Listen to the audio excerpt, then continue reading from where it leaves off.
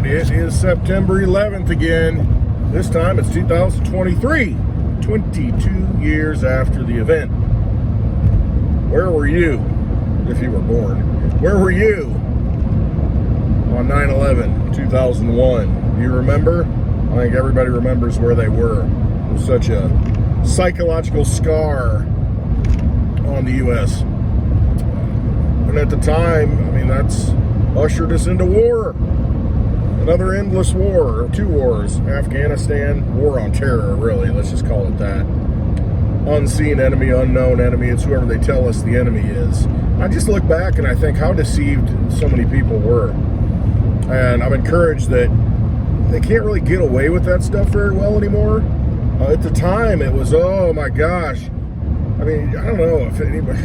If you weren't there, you don't really get it between, you know, how it was then and how it is now. Because anybody who said anything or even entertained the idea that if it wasn't the official narrative, people were looked at them like, you're nuts, you're crazy, massive conspiracy theorist. I mean, how could you think such a thing? People within our government or people, Americans would never do that. Now you look at it and you think, man, these people are freaking psychopaths, sociopaths. And they'll do anything. I mean, we see it happening all the time now. I mean, now it's like you got a hurricane, everybody thinks it's manipulated. You know, they steered it in to do this, you know, what's to accomplish. You know, you have fires in Maui, you know, people are, hey, you know, they used weapons and started it on purpose. So there's very little trust of people in charge. Or I shouldn't say they're in charge. People who pretend to be our leaders, who are just, I mean, total outright frauds at this point. And I think everybody's starting to see that, but what a difference. I mean, what a difference it was. They were able to rally us into war, got people to sign up, all the patriotism, which I don't like that word anyway, but all of the fervor of like, we got to go fight these people. They hit us on our own blind. Toby Keith had his song, you know, shot in the back, whatever, America, Statue of Liberty, shaking her fist, put a boot in your rear end. I mean, all that. Let's just face it, folks. And some of us fell for it. All that propaganda and everybody who was complicit and went along with it. Yeah, they might have been ignorant, without knowledge. But everybody. I remember the Dixie Chicks for questioning President Bush. I mean, everybody, oh, the Dixie Chicks are horrible. Now, you look back, it's like, well, the Dixie Chicks were right. Alex Jones was right. I mean, these people who called out the tyranny at the time, they were considered un-American. I remember there was a big thing about French fries, because the French, I don't know, at the time they said something wasn't super pro-American, so it's boycott French fries. You can't say that about America. Damn French, we're gonna boycott potatoes that are cut up and fried that happen to have French in them. Screw you. We're America. And that was the attitude. Everybody had flags on their car and everybody just overwhelming support. At that point, the president could come out and say anything and people would go along with it. And guess what? He did. Got us into a war in Iraq. Had nothing to do with 9/11. Got us into a war in Afghanistan. Had nothing to do with 9/11. But it did. If you do look what happened in Afghanistan, when the Taliban had control, before all the troops rolled in, when the Taliban had control, they had essentially wiped out the opium production in that country. Squirrels everywhere over there. They're running up trees. But yeah, they wiped out the opium production in Afghanistan. Then as soon as the boys in uniform show up, next thing, oh my gosh, bird. Next thing you know, there's a wildlife sanctuary around here. Next thing you know, you have the opium starting to grow back. Interesting. Pretty soon, you know, you got opium everywhere. All these poppies growing. Poppies. Wizard of Oz stuff. It's all connected to the Wizard of Oz if you start looking at it. So you've got a rainbow, somewhere over the rainbow. Next thing you know, you got an opioid crisis in America. Well, you know, you can't have an opioid crisis. Remember, Rush Limbaugh goes deaf because he's hooked on opiates, whatever. I mean, people got hooked on this stuff. There's a good movie about it. I can't remember the name of it. It's about Purdue, not the chicken company, but the pharmaceutical company, and how they you know, fostered that narrative that, oh, you know, pain is just, what is something like untreated pain? I don't know what it was. Anyway, they're just prescribing this propaganda campaign to prescribe all these opioids to people. It's like, oh, you just need more. You need more. Yeah, I didn't realize it's highly addictive, and your body gets, you know, accustomed to it, and you need more and more and more. So anyway, that's a whole thing. Go look at that. And then Giuliani, I think, was one of the lawyers for Purdue, or associated somehow defending them. And they're all corrupt. It goes back to 9/11. You start looking at these people that allowed it to happen, and how they reacted to it. I mean, they're all scumbags. That's all they are. They all, you know, private security companies that form, you know, after that. Chertoff, what was he? Homeland Security Chief? Whatever. I don't even know. FEMA Chief. Leaves, there's Homeland Security ghoul that he is, you know, forms a big security company, you know, so we got 9/11, we ramp up, create Homeland Security, TSA, all this crap that just enslaves you, and you put boots on the ground, police checking your ID, making you take your freaking shoes off at the airport, all this crap. Wars, unending wars, you know, opioids all over, flooding. You know, Osama bin Laden, oh yeah, we found him later. Yeah, I mean, what a joke. What an absolute joke. Aluminum aircraft flying into steel. Hello? You ever see the aluminum, you know, plane wings? Sometimes they'll hit like aluminum light poles. You see pictures of that where the wing just cuts it. Aluminum. Or steel, maybe it was. I don't know, whatever. I mean, you can't run into two steel buildings that were built to withstand airline crashes, and then it brings both buildings down, 2 airplanes. I mean, give me a break. And then you look at the footage. Look at the footage of the Pentagon where a plane supposedly hit. The stuff they released, obviously, it's coming along the ground. You got like 2 or 3 frames coming along the ground, and then you see the explosion in the Pentagon. I mean, a plane cannot, I mean, it can't fly all the way down and then get at ground level and then shoot straight in. I mean, this is just, it just shows what an illusion, what magic tricks they've been pulling on us. And we buy it. We believe it. You know, people are, oh, you know, you're unpatriotic. You don't love America. No, I love the idea of America. Love the idea of a constitutional republic. I don't love a democracy, which is what they try to make it. I do not love it when people become tyrannical. I do not love it when they say you need to give up your freedom for security, give up your rights. I mean, that's absolutely ridiculous. That's the time that you need it. Suspending the Constitution. Well, we may need to make some changes here and, you know, be able to spy on anybody we need to. And then now we've got this, I'm just harping on it because, you know, 9/11 really kicked off a lot of this stuff. I mean, it really took us into the police state. It really ramped it up and made it a lot worse. And it gave them the excuse, and that's what they needed. They needed a big excuse. So how convenient that we've got this terrorist attack that allowed them to roll out all this legislation and, you know, roll out all these agencies that didn't exist before. Now we've got this, what's her name? Governor of New Mexico. I can't remember what her name is. It doesn't matter. Just another tyrant. You know, the names aren't important. It's just the spirit of evil that's important. And that's really what it is. And I wonder if somebody's putting her up to this because she's obviously just has no argument. Saying Albuquerque is so just ridden with crime that we need to do something. So we're banning open and concealed carry of weapons. And she's asked the question, you know, do you think criminals are going to stop carrying it? No, but we have to do something. You know, it's just this BS, you know, we have to do something. There was a shooting in a nightclub. There was a shooting in a school. We have to do something. So we're going to ban guns. The one thing that can stop somebody with a gun, another gun, and more guns pointed back at that gun.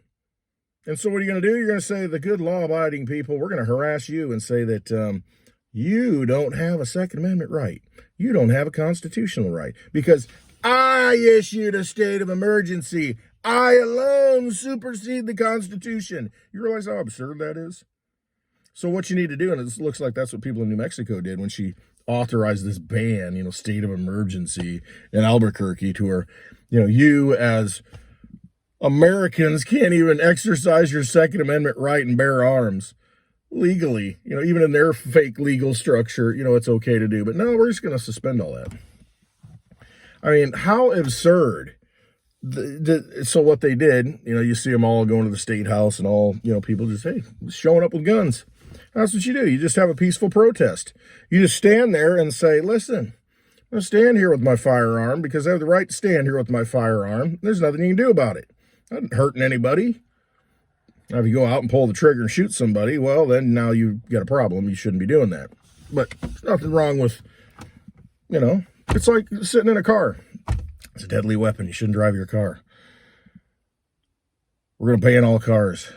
It's like, what harm am I doing? You can't even sit in your car. I love the ones where people get arrested. They like crash, and you've been there. I've been there. Crash in your car because you're like, okay, I had too much to drink. I can't drive home. So you just crash in your car. I mean, people get DUIs for that now. I mean, I've seen cases where these policy officers, they pull up and they say, you shouldn't be in that car. You're drunk, and they're okay, test them, and they give them a DUI. It's like, wait a minute. Driving under the influence or driving while intoxicated? How can you give somebody a DUI? Obviously, it's unconstitutional. Obviously, it's you'll win it in court. But it's just the harassment level at the boots on the ground level. And we got to know your rights. I mean, yeah, you might be passed out in your car, but it's like, who cares? It's your car. As long as you're not illegally parked or something. I mean, it's your gun. You can do what you want with it. It's your property. You got a Second Amendment right here.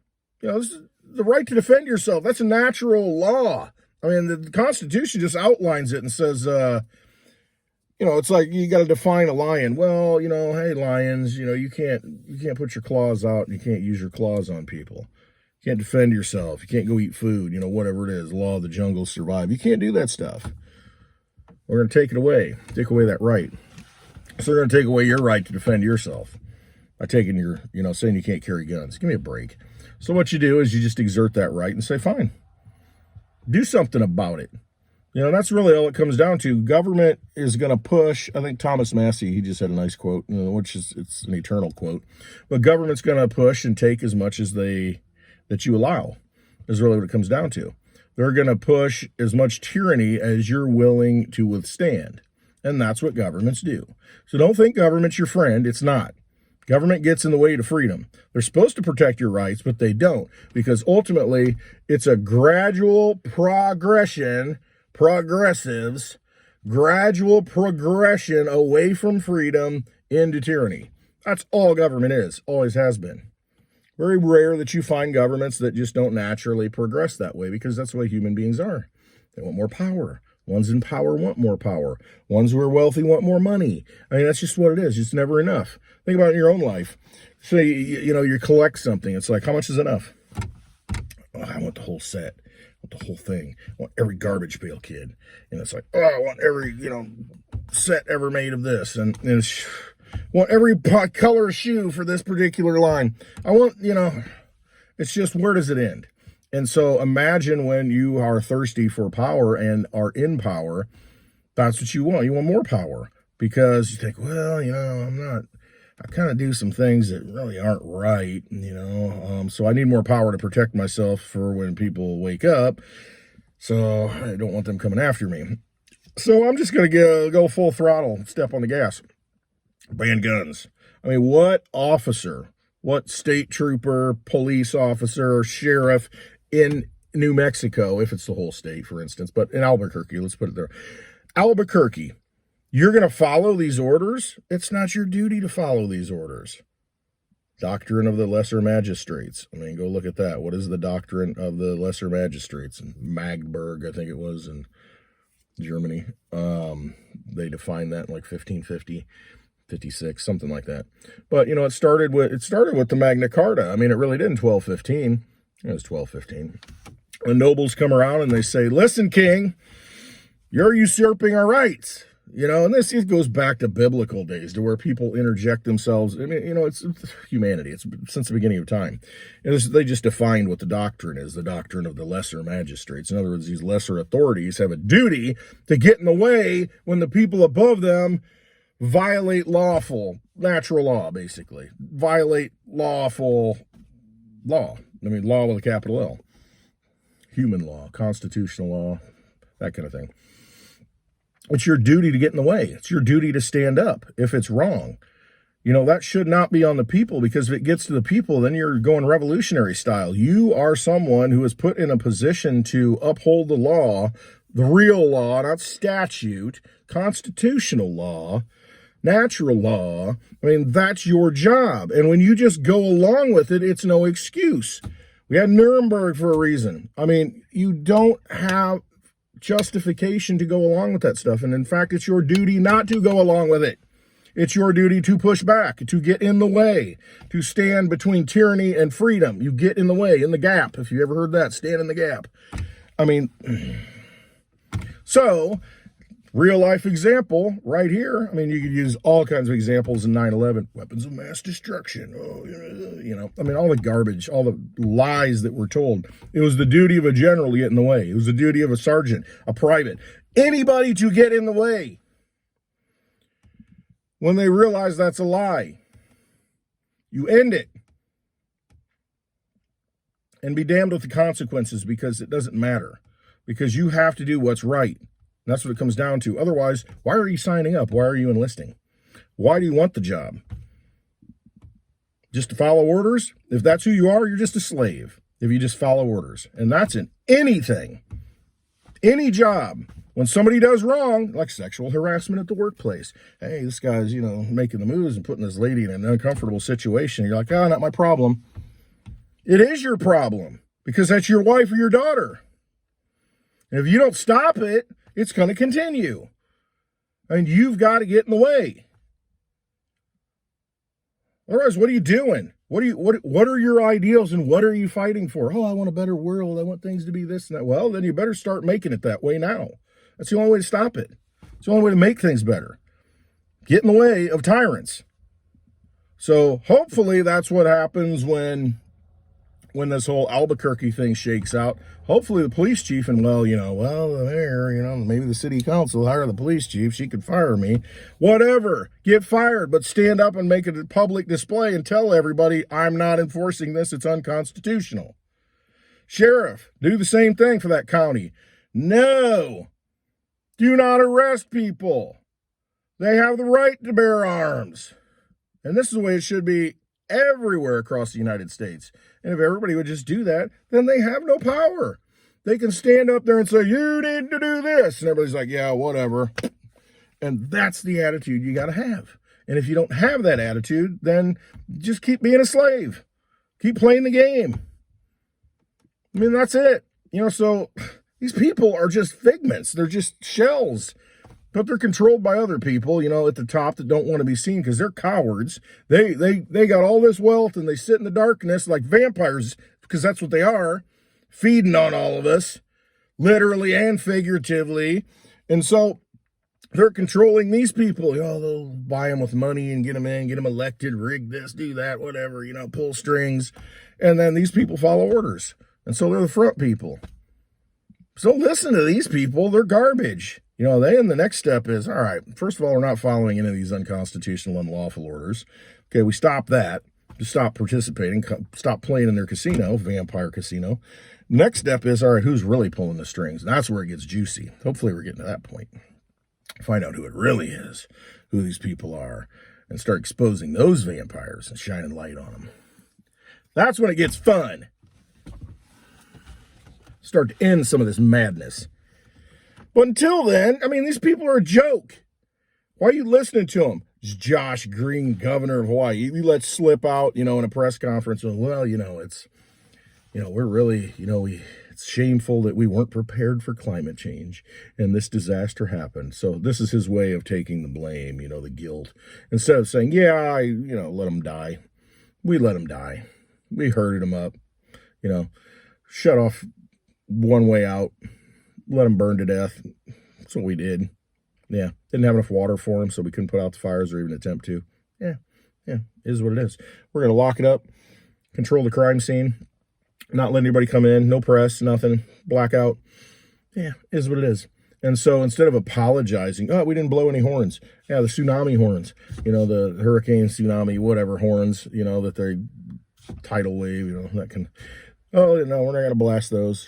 We're not even going to send out a message, because we can send out messages to our people. I guarantee if you go back and look, what messages were sent out via the phone system before, something, it's probably silliness, absurdity, that really didn't matter at certain points. I mean, it does matter, but it's like I've used the example before. It's like, okay, a dad, takes his child, because of custody battles and, it's like, doesn't bring her back on the weekend or something when he's supposed to. And then next thing you get an Amber Alert, and phones get blasted.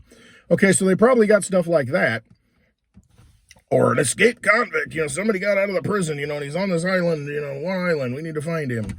One guy running around, it's like in Pennsylvania, and so it's like, oh my God, but hey, if the fires are burning down the whole town, we don't need to tell you. But if one guy gets out, and you're all in danger, all of you are in danger, that's what they make you think, there's one guy, oh my God, he's coming for all of us, lock your doors, how about you walk around with your sidearm? Then you're prepared. But no, they couldn't send out like a text blast or anything, because, hey, we've got massive fires that are probably going to incinerate everybody. Might want to take a look. Get outside and take a look instead of waiting for it to come burn you alive. And, well, even if we did tell you, you wouldn't be able to get away because we gave the orders for the police to completely close Front Street so you can't get out of Lahaina. I mean, and then Josh Green, the governor, comes out and says that, we weren't prepared for climate change. Climate change, we weren't prepared for that. And we will, and essentially he said, we're going to fix it. And, I'm all for smart city. He almost said smart cities. He slipped up, almost said it. Then he goes on smart governments, and he caught himself because he understands that's what's happening. He knows that's the game. They're going to build Lahaina back as a smart city, and they're going to continue to do this all over the world. They want their smart cities. What's a smart city? It's where dumb people live. It's like a smartphone that tracks and traces and does everything that you don't want it to do. They call it smart, but it's actually dumb. Everything they say, it's the opposite. It's a dumb idea. So a smart city essentially is just these 15-minute cities to where you can go 15 minutes anywhere you go. But the thing is, it's all zoned out. Well, yeah, you can get there in 15 minutes because you're living in a ghetto, a borough, to where you can't get out and you can't cross, into the next area unless you've got, a certain colored card or your, social media score, or social credit score says you can. Everything will be tracked and traced. Everything's going to be digital. Essentially a mark of the beast system. I mean, that's exactly what it is, to where you can't do anything, you can't go anywhere unless you got approval, unless you're in the system, unless you've bought into it and agree to it. It'll be great, though. We'll take care of you. We'll have all kinds of artificial food for you. That'll be delicious. So that's what they want. They want total control. They want to control everything. They want to micromanage everything. And let me ask you, have they done a good job so far? I mean, are you happy with your government? Are you happy with bumbling Joe going to Vietnam and can't even string together a coherent statement? I mean, just rambling on about dog-faced pony soldiers and John Wayne. They had to cut him off on the stage. His aide comes up or whoever. Okay, well, it's over. That was like the only time that the press had an opportunity to ask any questions. They didn't get to ask any questions. This guy's up there bumbling it. Bumbling Biden. They're getting rid of him. He's out. I don't know when it's going to be, but it's got to be soon. They're getting rid of him. It's going to be, because he's getting worse. I don't know if it could be all acting, whatever it is. They know he can't win next time. Even rigging it to, to 100%. There's just no way. He's not going to get enough votes. It'll be so obvious. So they got to get rid of him. And so now it's really ramping up the idiocy, the idiocracy. It's really ramping up. You're seeing what a buffoon, Biden the buffoon. And I think it's intentional. It's like, hey, I know you're messed up. I know you're halfway senile, but let's put on even a bigger show. Let's look really stupid everywhere we go in the world. And he's doing a good job of it. Great job, Brownie. Doing a good job, Brownie. Katrina. Brownie. Yeah. Doing a good job, Brownie. Look that one up. It's a clown show. And you got the clowns, vampire clowns, out there just siphoning all your energy away. We got to stop giving it to them. We got to opt out. We got to just say, no, not doing it. Find ways not to do it. That's what it comes down to. A lot of ways to do it. Don't participate in this vampire clown circus tent casino. It's crazy. Crazy. I mean, go look at the clips of Biden. Absolutely insane. All right. 9/11. Think of all the executions that occurred on that day that didn't have to happen and the people who did it. That's what you need to think about. Think about the plane that, I don't know what happened to it in Pennsylvania. They told us a narrative. Didn't look like that's what happened, though. Big crater in the ground. I don't think that's what planes do. Think about Building 7. How did that fall down all by itself? Well, it's completely out there. Go look at Larry Silverstein. Go look what he said. Pull it. What was in Building 7? Plane never hit it, but it collapsed too on 9/11. Pentagon, look at the video framework, the frames, frame by frame. Does it look like a plane to you? Then you ask yourself, what did they tell you? You got to keep believing these people? All right. Hope you have a wonderful Monday. Love you all. Thanks for watching. Don't give power to the vampires. Trust yourself. Because you got all the answers in here. You know you do. Well, meditate, pray, whatever you got to do. Get in touch with that inner connection. It goes right upstairs. All right. Love you all. Have a wonderful day.